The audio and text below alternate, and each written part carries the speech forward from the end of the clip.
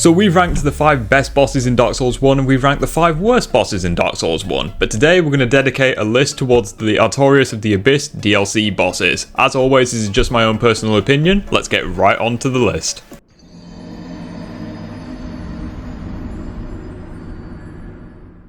The Sanctuary Guardian being in 4th place really is not a bad thing, as you got to keep in mind all of these bosses are really fun to fight, but unfortunately the Sanctuary Guardian is the least memorable of the 4. That's not to say he's bad, however. His design is pretty fun, he's agile and very powerful to fight. Not to mention his tail, can inflict poison, which adds a little bit of spice into the mix, in addition to his wind and electricity based attacks. On the surface you have a pretty fun fight, however there's a few issues, I've got to be honest. Mainly, there's not that much lore to the guy, whereas the other 3 DLC bosses have really fantastic lore, some of the best in the series, with Artorias. But, the Sanctuary Guardian doesn't have much lore outside of, there's a sanctuary that needs a guardian and he is the guardian of the sanctuary. I'm sure it's a bit more complicated than that, but it's just not quite as memorable as the other 3. But that's not to say he's bad, because he really isn't. In fact, all 4 of these guys would be in, my top 10 favourite bosses in Dark Souls 1, and maybe I'll make that list eventually. Sanctuary Guardian, we love you for what you are, but unfortunately you're not making any more progress into this list than the number 4 spot.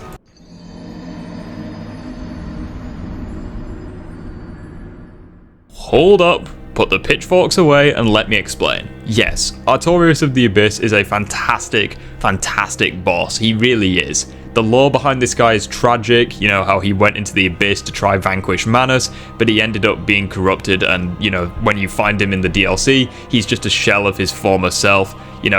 It's tragic, it really is, and he's a really important character in the main game and DLC. Not to mention the fight itself is fun, I'm not taking that away, it seems like I'm mocking him by putting him in 3rd place, and absolutely not. He's a really fun fight, very agile, very aggressive, and the fact that he buffs himself makes him all the more dangerous as he goes into his 2nd phase, if you like. He is a really fun fight at his core. However, there is one problem with this fight, and that is if you wear heavy armor, or armor such as, the Giants, Havels, or the Stone armor, you just have so much poise that you can just trivialize this fight. Most of his attacks won't break your poise. You can just essentially get in this guy's face and there's not much he can do to stop you, which I think is a shame, as the other bosses, even the Sanctuary Guardian, despite being on the easy side, they are able to punish you even if you wear heavy armor, whereas that's not the case with Artorias, and it is such a shame. A lot of people do praise this fight, and hey, I'm not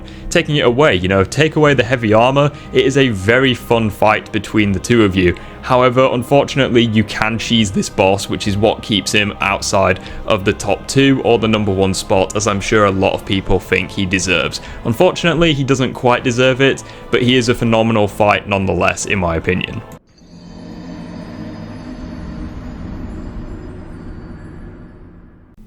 Following one of the coolest cutscenes in the main game, we introduce you to Calamite the Black Dragon.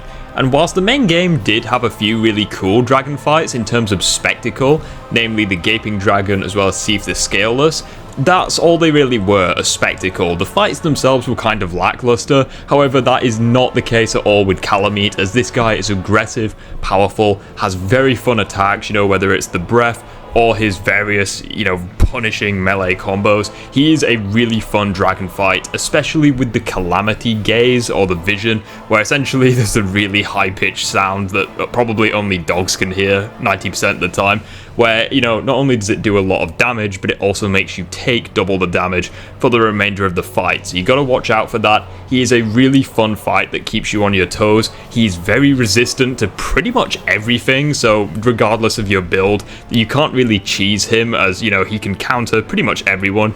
You try to take him on from range, he's got the breath, as well as, the aerial attacks. Try taking one up close, he's got the stomps, the tail swipe, all the rest of it. He's very good at making a fun fight for pretty much every build. You're pretty much always guaranteed a fun time when you take on Calamite, especially when you regard his lore, the fact that, not even Anno Londo dare provoke this guy's wrath. Like, that's how powerful he is. Like, not even the civilization of Anno Londo dared piss off this dragon, and yet here you are, just this random insignificant twat, just taking him on. It's really, really fun in that sense. However, he doesn't quite make the #1 spot, as he is outclassed by none other than...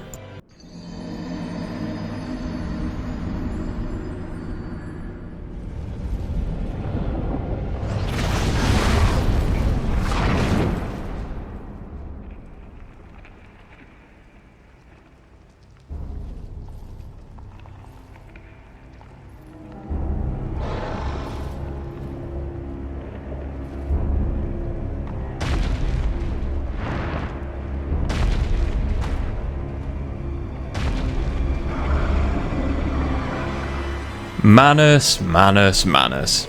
Oh, how you kicked my ass in my first playthrough. Joking aside though, this guy is really fantastic as a fight, as he's large, imposing, and really fun to fight. Whether it's his brutal, punishing, aggressive, fast melee combos that can really bring on the pain regardless of your build, or whether it's, his black magic based attacks, which are so powerful that you either require the beefiest of great shields to block, or you need an item in the DLC to reflect the oncoming darkness, which I think is really cool. Not to mention, this guy is literally the main antagonist of Dark Souls 1 in a sense, where basically he is the progenitor of the Abyss, which essentially caused everything to go wrong in the world. It all came from him, which is pretty cool. Not to mention, Artorias, in his lore, he failed to stop Manus, but then you take Manus on along with Sif, which was Artorias' pet wolf. Honestly, it's fantastic. Not to mention, when you beat Manus and you later go on to fight Sif back in, the present day, Sif will actually remember you, which is heartbreaking, and it really just adds to the tragedy